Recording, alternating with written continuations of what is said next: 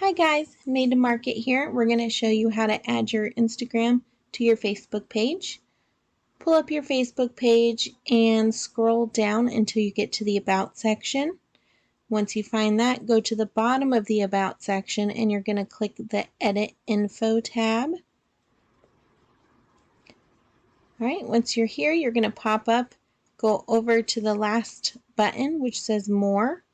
Down at the bottom, you're going to find Other Accounts. Enter the name of your business Instagram account, and this automatically saves when you're done typing.